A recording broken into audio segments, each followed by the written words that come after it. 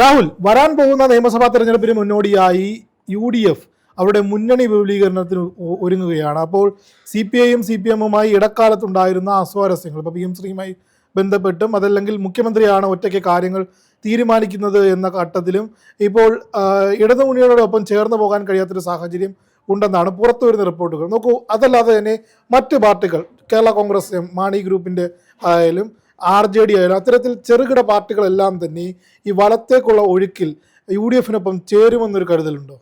അല്ല, നമ്മൾ ഈ രാഷ്ട്രീയം, അതായത് തദ്ദേശ സ്വയംഭരണ തെരഞ്ഞെടുപ്പ് കഴിഞ്ഞതിന് ശേഷം CPM എന്താണ് ആദ്യം ചെയ്തത്? CPIയിലെ നേതാക്കന്മാരെ പോയി കണ്ട് കൃത്യമായിട്ട് കാര്യങ്ങൾ സംസാരിക്കുകയാണ് ചെയ്തത്.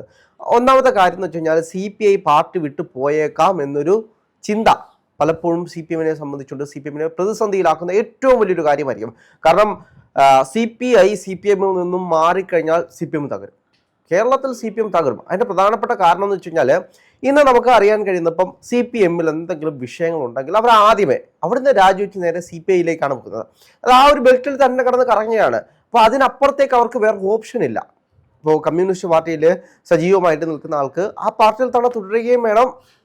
പക്ഷേ അതേ ചേരിയിൽ തന്നെ പോകണമെന്നുണ്ടായതുകൊണ്ട് അവർ CPM നിന്നിട്ട് CPIയിലേക്ക് പോകുന്നു, CPIയിൽ നിന്നിട്ട് CPMിലേക്ക് പോകുന്നു. അങ്ങനെയാണ് പൊയ്ക്കൊണ്ടിരിക്കുന്നത്. അപ്പോൾ CPI CPMിൽ നിന്നും വിട്ടു മാറിക്കഴിഞ്ഞാൽ CPMന് ഏറ്റവും വലിയ ഡേറ്റും. പക്ഷേ നമ്മൾ മനസ്സിലാക്കേണ്ട കാര്യം, ഈ തെരഞ്ഞെടുപ്പിൽ കോൺഗ്രസ് വളരെ വലിയ രീതിയിൽ മാറ്റം ഉണ്ടായിട്ടുണ്ട്. എൻ്റെ പ്രധാനപ്പെട്ട ഒന്നാമത്തെ കാര്യം എന്ന് പറയുന്നത് ഏറ്റവും കൂടുതൽ സീറ്റുകൾ മത്സരിക്കുന്ന ഒരു സംഘടന കോൺഗ്രസ് ആണ്. എനിക്ക് തോന്നുന്നു കോൺഗ്രസ് 7817 സീറ്റുകളിലേക്കാണ് മത്സരിച്ചിട്ടുള്ളത്. അവിടെ CPM മത്സരിച്ചേക്കുന്നത് 7454 സീറ്റുകളിലേക്കാണ്. കഴിഞ്ഞ കാലങ്ങളിലെല്ലാം നോക്കിക്കഴിഞ്ഞാൽ കോൺഗ്രസ് ഒരു പടി താഴെയായിരുന്നു. കൂടുതലും സഖ്യകക്ഷികൾക്കും മറ്റ് സംഘടനകൾക്കും എല്ലാം കൊടുത്തതിനു ശേഷം കോൺഗ്രസിന് കിട്ടുന്ന വോട്ട് കൊണ്ട് അല്ലെങ്കിൽ കിട്ടുന്ന സീറ്റിൽ മത്സരിക്കായിരുന്നു കോൺഗ്രസ് ഇരുന്നത്. പക്ഷേ ഇപ്രാവശ്യം അങ്ങനെയല്ല. കൃത്യമായിട്ട് ആർക്കൊക്കെ എത്ര സീറ്റ് കൊടുക്കണം, കോൺഗ്രസ് ഏറ്റവും വലിയ കക്ഷിയായിട്ട് നിന്ന് മത്സരിക്കുന്ന ഒരു തെരഞ്ഞെടുപ്പായിരുന്നു തദ്ദേശ സ്വയംഭരണ തെരഞ്ഞെടുപ്പ്.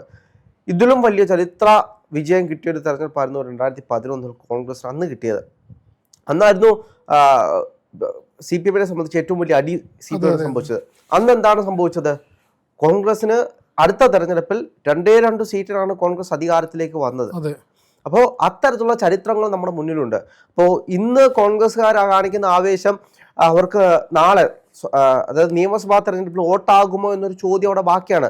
ഇപ്പോൾ ആന്റി ഇൻക്രിമസി ഉണ്ട് എന്ന് എല്ലാവരും പറയുന്നുണ്ട്, ശബരിമല വിഷയം നിലനിൽക്കുന്നുണ്ട്, അങ്ങനെ ഒരുപാട് ഫാക്ടറുകൾ അവിടെ നിലനിൽക്കുന്നുണ്ട്. അതുകൊണ്ടൊക്കെ തന്നെയായിരിക്കും അപ്പോൾ ഏകദേശം 80ഓളം സീറ്റുകളാണ് ആളുകൾ പ്രവചിക്കുന്നത് കോൺഗ്രസിന് ലഭിച്ചേക്കാം, അല്ലെങ്കിൽ കോൺഗ്രസിനൊരു സാധ്യതയുള്ള 80 സീറ്റുകളാണ് നിലവിലുള്ളത്. അപ്പോൾ ഈ സീറ്റുകളിൽ എങ്ങനെ കോൺഗ്രസ് കൃത്യമായിട്ട് മുന്നോട്ട് പോകുന്നു എന്നതിനനുസരിക്കുമ്പോൾ ഇന്ന് എനിക്ക് തോന്നുന്നു അടൂർ പ്രകാശ് കൃത്യമായിട്ട് മാധ്യമങ്ങൾക്ക് മുന്നിൽ പറഞ്ഞിട്ടുള്ളൊരു കാര്യമുണ്ട്. CPIയെ ഞങ്ങൾ ഏത് സമയവും സ്വീകരിക്കാൻ തയ്യാറാണ്, എന്ത് വിട്ടുവീഴ്ച വേണമെങ്കിലും ചെയ്യാം. അത് എത്ര ആഴത്തിലുള്ള വിട്ടുവീഴ്ച എടുക്കുക, അതായത് ആഴത്തിലുള്ള വിട്ടുവീഴ്ച എന്ന് പറയുമ്പോൾ നമുക്കറിയാം മുഖ്യമന്ത്രി സ്ഥാനത്തിന് അപ്പുറത്തേക്കുള്ള എത്രയോ ആഭ്യന്തരമുണ്ട്, മറ്റൊരുപാട് സ്ഥാനമാനങ്ങളുണ്ട്. ഈ വകുപ്പുകൾ നല്ല രീതിയിൽ കൈകാര്യം ചെയ്യുകയും ചെയ്യും. CPIക്ക് കൊടുക്കാം എന്നുള്ളൊരു ധാരണ തന്നെയാണ് അതിലൂടെ പറഞ്ഞു വെക്കുന്നത്. മറ്റുള്ള സംഘടനകളായിട്ട് ഇത്രയും വലിയ കാര്യങ്ങളില്ല. CPI വരികയാണെങ്കിൽ, അല്ലെങ്കിൽ ചില മണ്ഡലങ്ങളിൽ മാത്രം, എല്ലാ മണ്ഡലങ്ങളും വേണ്ട എന്നാണ് പറയുന്നത്, ചില മണ്ഡലങ്ങളിൽ മാത്രം അവർക്ക് കഴിയുന്ന രീതിയിൽ, അത് പിടിക്കാൻ കഴിയാത്ത മണ്ഡലങ്ങൾ പിടിക്കാൻ സഹായിക്കുക, അതാണ് CPIയുടെ ഉത്തരവാദിത്തം. അപ്പോൾ അത് CPIക്ക് കൃത്യമായിട്ട് ചെയ്യാനും കഴിയും. CPIയുടെ കൃത്യമായിട്ടുള്ള വോട്ടുകൾ അതിലേക്ക് വീണ് കഴിഞ്ഞാൽ വിജയിക്കാൻ കഴിയുമെന്നാണ് യാഥാർത്ഥ്യം. ഇപ്പോൾ നോക്കൂ, അതല്ലാതെ തന്നെ ഇപ്പോൾ ജോസഫ് വിഭാഗം പറയുന്നു, വാടിയ 2 ഇലയുടെ പുറകെ പോകേണ്ട ആവശ്യമില്ല, ജോസ് കെ മാണിയെ പ്രേരിപ്പിക്കേണ്ട. അപ്പോൾ കേരള കോൺഗ്രസ് ഇത്തരത്തിൽ അങ്ങോട്ടും ഇങ്ങോട്ടും മാറി മാറി പാര വെക്കുന്നത് ഒരു വിഷയമാകുമെന്ന് തോന്നുന്നുണ്ടോ? കോൺഗ്രസിനെ സംബന്ധിച്ച് കോട്ടയം കോൺഗ്രസിന് വലിയൊരു അടി കിട്ടിയൊരു സ്ഥലമാണ്. അതിപ്പോ തദ്ദേശ തെരഞ്ഞെടുപ്പ് ഇപ്പം ജോസ് കെ മാണി എന്ന ഫാക്ടർ ഇവിടെ വർക്കാവാത്തൊരു സാഹചര്യമല്ലേ? പക്ഷേ ജോസ് കെ മാണി വർക്കാവുന്നില്ല എന്ന് പറഞ്ഞു കഴിഞ്ഞാൽ വോട്ട് ഷെയർ ഉണ്ട്, അവർക്ക് കൃത്യമായിട്ടൊരു വോട്ട് ഷെയർ ഉണ്ട്. ആകെ 247 സീറ്റുകൾ എങ്ങാണ്ടാണ് കിട്ടിയത്. 900 സീറ്റുകൾ മത്സരിച്ചതിൽ 247 എങ്ങാണ്ടാണ് കിട്ടിയത്. അപ്പോൾ മധ്യ കേരളത്തിൽ കേരള കോൺഗ്രസ് എമ്മിന്റെ നേരത്തെ ഉണ്ടായിരുന്ന വേരോട്ടം താഴേക്ക് പോകുന്നൊരു സ്ഥിതി കാണുന്നില്ല. അപ്പോൾ വേരോട്ടം പോയി കഴിഞ്ഞാൽ അത്രയും വോട്ട് ഷെയർ ഉണ്ട്. അത് എങ്ങനെ അഫക്റ്റ് ചെയ്യുമെന്നൊരു ചോദ്യമുണ്ട്. അതിനപ്പുറത്തേക്ക് അവിടെ LDFിനാണെങ്കിലും മറ്റ് സംഘടനകൾക്കാണെങ്കിലും ഉള്ള വോട്ടുകളുണ്ട്. ഈ വോട്ടുകളും ജോസഫ് വിഭാഗത്തിന്റെ വോട്ടും കൂടെ ചേരുമ്പോൾ, അല്ല ജോസഫ് വിഭാഗത്തിന്റെ അല്ല ജോസ് കെ മാണിയുടെ വിഭാഗത്തിന്റെ കൂടെ ചേരുമ്പോൾ എത്രത്തോളം വോട്ട് ചിലപ്പോൾ ഈ LDF എന്ന് പറയുന്ന പ്ലാറ്റ്ഫോമിൽ നിൽക്കുന്നതുകൊണ്ടായിരിക്കും ഇപ്പോഴും ആ ക്രിസ്ത്യൻ ബെൽറ്റ് ജോസ് കെ മാണിയുമായി അല്ലെങ്കിൽ കേരള കോൺഗ്രസ് എമ്മുമായി ഇടഞ്ഞു നിൽക്കുന്നത്. UDF വരുമ്പോൾ പണ്ട് പ്രതാപകാലത്ത് മാണി എങ്ങനെയാണോ കോൺഗ്രസിനോടൊപ്പം UDF ഉറച്ചു നിന്നത്, ആ തരത്തിലേക്ക് ഒരു വലിയ ഫ്ലറിഷ്മെന്റ് ഉണ്ടാകാൻ സാധ്യതയുണ്ട്. തീർച്ചയായിട്ടും. കാരണം മാണി ഒരു വലിയൊരു ഫാക്ടറായിരുന്നു കോട്ടയത്തെ സംബന്ധിച്ച്. രാഷ്ട്രീയം എന്ന് പറയുന്നത് മാനസികമായിട്ടൊരു വികാരം കൂടിയാണ്. നമ്മൾ തെരഞ്ഞെടുപ്പിനെ നേടുമ്പോൾ എന്തുകൊണ്ടാണ് ഇപ്പൊ ഒന്നും ചെയ്തില്ലെങ്കിലും ഈ പാർട്ടി അണികൾ എന്തുകൊണ്ടാണ് ഒരു പാർട്ടിക്ക് കൃത്യമായിട്ട് ഒരു വോട്ട് കുത്തുന്നത്? അവർ ജനിച്ചു വളർന്നപ്പോൾ മുതൽ കണ്ടു വളർന്ന അവരുടെ നേതാക്കന്മാരാണ്, അവരുടെ പ്രസ്ഥാനമാണ്. അപ്പൊ അവർ അത്രയും മാനസികമായിട്ട് സ്നേഹിച്ചുള്ളൊരു സാധനം തോറ്റുപോകുമ്പോൾ അതുകൊണ്ടാണ് കോൺഗ്രസ്സുകാരെ അഹങ്കരിക്കരുത് എന്ന് പല ആളുകളും പറയുന്നത്.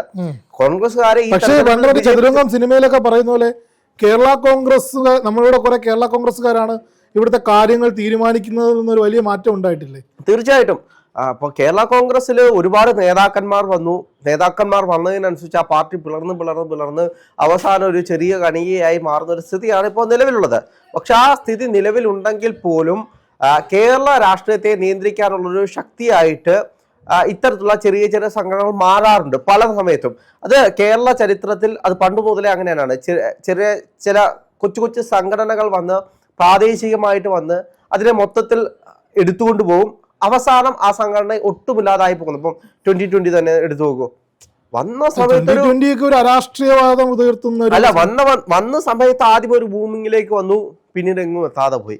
ഇപ്പോ സേവ് കൊച്ചി എന്ന് പറഞ്ഞൊരു സംഘടന വന്നു, അതും ഇതേപോലെ ഭൂമായിട്ട് വന്നു, പെട്ടെന്ന് തന്നെ ഇല്ലാതെ പോയി. ഇതിന്റെ എല്ലാം പിന്നിൽ കൃത്യമായിട്ടുള്ള രാഷ്ട്രീയ അജണ്ടകൾ കാണും. അല്ലെങ്കിൽ ഒരു സ്ഥലത്ത് അല്ലെങ്കിൽ ഒരു പ്രദേശത്തെ സ്വന്തം നിലയ്ക്ക് നിർത്താനുള്ള ചില ആളുകളുടെ കുബുദ്ധികളാണ് ഇത്തരത്തിലുള്ള സംഘടനകൾ പലപ്പോഴും ഉണ്ടാക്കുന്നത്. പിന്നീട് രാഷ്ട്രീയപരമായിട്ട് നോക്കിക്കഴിഞ്ഞാൽ രാഷ്ട്രീയപരമായിട്ട് നിൽക്കുന്ന നേതാക്കന്മാർക്ക് അവർക്ക് കൃത്യമായിട്ടുള്ള പ്രാതിനിധ്യം കിട്ടാതെ വരുമ്പോൾ അവർ സ്വന്തമായിട്ടൊരു സംഘടന ഉണ്ടാകുന്നു. അല്ല, ഇതിപ്പോൾ UDF CPI പോവുകയാണെങ്കിൽ, കേരള കോൺഗ്രസ് എം പോവുകയാണെങ്കിൽ, RJD പോവുകയാണെങ്കിൽ, പിന്നെ CPM നിലനിൽപ്പിന്റെ ഒറ്റയ്ക്ക് എല്ലാ സീറ്റുകളിലും മത്സരിച്ച് ജയിക്കുക എന്ന് പറയുന്നത് അതെ വളരെ വലിയ ബുദ്ധിമുട്ടുള്ള കാര്യമാണ്. ഇപ്പോൾ CPM സംബന്ധിച്ച് ഒരുപാട് അടിത്തറകളുണ്ട്, ഒരുപാട് ബ്രാഞ്ച് കമ്മിറ്റികളുണ്ട്. പക്ഷേ ഏറ്റവും വലിയ അടിസ്ഥാനപരമായിട്ടുള്ളൊരു കാര്യം എന്ന് വെച്ച് കഴിഞ്ഞാൽ ഇവർ പുറത്തേക്ക് വിടുന്ന ഈ ആക്രമണമുണ്ട്. ഇതിപ്പോഴും അവർക്ക് പ്രതിരോധിക്കാൻ കഴിയുന്നത് CPI അവിടെ നിൽക്കുന്നതുകൊണ്ടാണ്. CPI ഇപ്പുറത്തേക്ക് LDF പലപ്പോഴും തോന്നിയിട്ടുണ്ട്, LDF CPI ഉള്ളത് കൊണ്ടാണ് ഒരു തിരുത്തലുകൾ പ്രാവർത്തികമാകുമോ എന്നൊരു ചോദ്യം അവിടെ അവശേഷിക്കുന്നെങ്കിൽ ഒരു ജനാധിപത്യ മൂല്യങ്ങൾ അവിടെ ഉണ്ടാകുമെന്ന്. അതെ, അവിടെ ഒരു പല കാര്യങ്ങളിലും തിരുത്തലുകൾ വേണം, വിമർശനങ്ങൾ ഉയർത്തി കാട്ടണം. ഇപ്പോൾ പിണറായി വിജയനെ കാണുമ്പോൾ ബിനോയ് വിശ്വത്തിന് മുട്ടിടിക്കുമെന്നൊക്കെ പറയുമെങ്കിലും അവർ പറയുന്നുണ്ട് പല ഘട്ടങ്ങളിലും ഇന്നതാണ് കാര്യങ്ങൾ, ഇന്നതുപോലെ പ്രവർത്തിക്കണം. അപ്പോൾ അല്ല, അതുകൊണ്ടാണ് കൃത്യമായിട്ട് MV ഗോവിന്ദൻ മാസ്റ്റർ ബിനോയ് വിശ്വത്തെ പോയി നേരിൽ കണ്ട് സംസാരിച്ച് കാര്യങ്ങൾ കൃത്യമായിട്ട് മുന്നോട്ട് പോകുന്നത്. അല്ലെങ്കിൽ അറിയാം പണി കിട്ടും. ഇപ്പൊ ഏതെങ്കിലും ഒരു സ്ഥലത്ത് ഇപ്പോ അടൂർ പ്രകാശ് മാധ്യമങ്ങളിലൂടെ പറഞ്ഞതാണെങ്കിലും ഇത് സംസാരം ചർച്ച ചെയ്യുന്നുണ്ട്. അതായത് കോൺഗ്രസിന് പിടിച്ചെടുക്കാൻ കഴിയില്ല, ഒരിക്കലും കഴിയില്ല എന്ന് പറയുന്ന സ്ഥലങ്ങളിൽ CPIയുടെ ഏതെങ്കിലും ഒരു സ്ഥാനാർത്ഥിയെ കോൺഗ്രസ് പിന്തുണച്ചാൽ മതി. അവിടെ റിബലായിട്ടൊരു CPMന്റെ സ്ഥാനാർത്ഥി, CPIയുടെ സ്ഥാനാർത്ഥി വരികയാണെന്ന് വെച്ചോ, CPMനെതിരായിട്ട് റിബലായിട്ടൊരു CPIയുടെ സ്ഥാനാർത്ഥി വരികയാണെങ്കിൽ കോൺഗ്രസ് അവർക്ക് കൊടുക്കും. ഇനി നിയമസഭയിൽ ചെന്നിട്ട് ആർക്ക് കുത്തുമെന്നതിനപ്പുറത്തേക്ക് രാഷ്ട്രീയപരമായിട്ട് നോക്കുമ്പോൾ അവര് വിമത സ്ഥാനാർത്ഥി ആയതുകൊണ്ട് അവരെ വിജയിപ്പിക്കാനേ കോൺഗ്രസ് നോക്കൂ. കാരണം കോൺഗ്രസിന് ഒരു ശക്തിയുമില്ലാത്ത കേന്ദ്രത്തിൽ പോയി അല്ലെങ്കിൽ വിജയിക്കാൻ കഴിയാത്ത സ്ഥലത്ത് പോയിട്ട് തന്റെ സ്ഥാനാർത്ഥിയെ നിർത്തുന്നതിന് അപ്പുറത്തേക്ക് അവർക്ക് കഴിയുന്ന ഒരു വിമത സ്ഥാനാർത്ഥിക്ക് LDF ഈ ഈർക്കിലി പാർട്ടികൾക്ക് പരിഗണന ലഭിക്കുന്നില്ല എന്ന് പറയുമ്പോൾ ഒരു മാറി ചിന്തിക്കുകയാണെങ്കിൽ ഇടതുപക്ഷത്തിന്റെ അടുത്ത 2026 പ്രസക്തി, ഇപ്പം LDF 3.0 എന്ന് പറയുന്നത് വലിയൊരു കടമ്പയായിരിക്കും. അല്ല, നമ്മൾ ഇതിനകത്ത് മനസ്സിലാക്കേണ്ട ഒരു കാര്യം എന്ന് വെച്ച് കഴിഞ്ഞാൽ ഈ മാണി വിഭാഗത്തിനാണ് ഏറ്റവും കൂടുതൽ സീറ്റുകൾ CPMൽ നിന്ന് കൊടുത്തിട്ടുള്ളത്. സഖ്യകക്ഷികളിൽ ഏറ്റവും കൂടുതൽ കൊടുത്തിട്ടുള്ളത് അവിടെയാണ്. അപ്പോൾ അതിൻ്റെ പ്രധാനപ്പെട്ട കാരണം എന്ന് വെച്ച് കഴിഞ്ഞാൽ ഈ ക്രിസ്ത്യൻ വിഭാഗത്തിൽ ക്രിസ്ത്യൻ ബെൽറ്റിനെ കൂടെ നിർത്തുക എന്നുള്ളത് അജണ്ടയുടെ ഭാഗമായിട്ടാണ് പോയത്. അതുപോലെ തന്നെയാണ് SNDP. എന്തുകൊണ്ടാണ് വെള്ളാപ്പള്ളി ഇത്രയും വലിയ വർഗീയത പറഞ്ഞിട്ടും ഇത്രയും വലിയ വൃത്തികേടുകൾ പറഞ്ഞിട്ടും വെള്ളാപ്പള്ളിയെ ചേർത്ത് നിർത്തുന്നതും വെള്ളാപ്പള്ളിയെ സ്വന്തം കാറിൽ കയറ്റി കൊണ്ടുപോകുന്നത് എന്തുകൊണ്ടാണ്? ആ വോട്ടുകൾ കൃത്യമായിട്ട് തൻ്റെ പോക്കറ്റിലേക്ക് വരുമെന്നുള്ളൊരു അജണ്ടയുടെ പുറത്താണ്. പക്ഷെ ഒരു പരിധിക്ക് മേളിലായതുകൊണ്ടാണ് ജനങ്ങൾ തിരിച്ചുകൂത്താൻ തുടങ്ങിയത്. ഇപ്പോൾ SNDP-യിലുള്ള ആളുകൾക്കാണെങ്കിൽ പോലും ഒരു പരിധി കഴിയുമ്പോൾ ഇവന് ഇഷ്ടപ്പെടാതെ വരുമല്ലോ. അതെ, സംഘടനയ്ക്ക് മേളിലാണ്, അയാൾ പറയുന്നത് മാത്രമേ ഇവിടെ ബാക്കിയുള്ളവരെല്ലാം കേൾക്കാവൂ എന്ന് പറയുമ്പോൾ അവർക്കുള്ളൊരു ജനാധിപത്യ ബോധമുണ്ടല്ലോ. ആ ജനാധിപത്യ ബോധമാണ് തിരിച്ചു കുത്താൻ കാരണമായത്. ഇവിടെ കോൺഗ്രസ് വിജയിച്ചിട്ടുണ്ടെങ്കിൽ അതിന് പ്രധാനപ്പെട്ട കാരണം കമ്മ്യൂണിസ്റ്റുകാർ വോട്ട് മുറച്ചു കൊടുത്തിട്ടുണ്ടായതുകൊണ്ടാണ്. കാരണം അതിന്ന് രാവിലെ നമ്മൾ സംസാരിച്ച പോലെ VD സതീശൻ പറഞ്ഞ രാവിലത്തെ ചർച്ചയിലും പറഞ്ഞാണ്, സഖാക്കളെ കാണുമ്പോൾ നമ്മൾ കോൺഗ്രസ്സുകാർ ചിരിക്കണം, അസഹിഷ്ണുത സഹിക്കാൻ വയ്യാതെ അവരാണ് നമ്മളെ ജയിപ്പിച്ചത്. അതുകൊണ്ട് അവരെ കാണുമ്പോൾ മുഖം തിരിച്ച് നടക്കാനുള്ള സാഹചര്യമല്ല. മൂല്യമുള്ള കമ്മ്യൂണിസ്റ്റുകാർ, അങ്ങനെ പറയണേ, എല്ലാ കമ്മ്യൂണിസ്റ്റുകാരും അല്ല, മൂല്യമുള്ള കമ്മ്യൂണിസ്റ്റുകാർ മൂല്യച്യുതി വരാതിരിക്കാൻ വേണ്ടിയിട്ട് കോൺഗ്രസിന് വോട്ട് കൊടുത്തു. ആ വോട്ട് സംരക്ഷിക്കേണ്ടത് കോൺഗ്രസിന്റെ ബാധ്യതയാണ്. അതിന്റെ പ്രധാനപ്പെട്ട കാരണം എന്ന് വെച്ച് കഴിഞ്ഞാൽ, ഇപ്പോൾ CPM-മാരെ പോലെ തോറ്റു കഴിഞ്ഞ് അടിയും വഴക്കമായിട്ട് കത്തിയും വാളും ബോംബും എടുത്ത് റോഡിലേക്ക് ഇറങ്ങിക്കഴിഞ്ഞാൽ കോൺഗ്രസിനെയും കൈവിടും. കോൺഗ്രസ്സുകാരെ അങ്ങനെ ഇറങ്ങാത്തത് കൊണ്ടും ജനാധിപത്യ ബോധം അവർക്ക് ഉണ്ടാകും എന്നൊരു തോന്നൽ ഉണ്ടായത് കൊണ്ടാണ് ഈ മൂല്യച്യുതി വരാതിരിക്കാൻ വേണ്ടി കോൺഗ്രസിന് വോട്ട് കൊടുത്തത്. അല്ലെങ്കിൽ അവിടെ വിജയിക്കാൻ പോകുന്നത് BJP ആണ്. അപ്പൊ അത്തരത്തിലുള്ള കമ്മ്യൂണിസ്റ്റുകാരെ അവരെ വൈകാരികമായിട്ട് അവരെ ബുദ്ധിമുട്ടിക്കരുത്.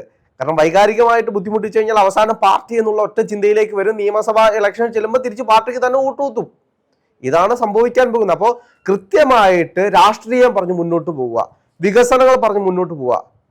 അതിനപ്പുറത്തേക്ക് ഇതിനെ വ്യക്തിപരം, ഇപ്പോൾ രാഹുൽ മാങ്കൂട്ടത്തിന്റെ കാര്യം വരെ, രാഹുൽ മാങ്കൂട്ടത്തിന് എന്തുകൊണ്ടാണ് ഇത്രയും ആക്രമിക്കാൻ കാരണം? ഒരു പൊതിച്ചോറിന്റെ പേരിലാണ്. ആ പൊതിച്ചോറിനെ പറ്റി ഒന്നും പറയാതിരുന്നായിരുന്നെങ്കിൽ, പിണറായി സഖാവിനെ എടോ പിണറായി സഖാവേ എന്ന് എടുത്ത് വിളിച്ച് അത്രത്തോളം ആക്രോശിക്കാതിരുന്നായിരുന്നെങ്കിൽ ഇത്രയും ആക്രമണം രാഹുൽ മാങ്കൂട്ടത്തിന് കിട്ടത്തില്ലായിരുന്നു.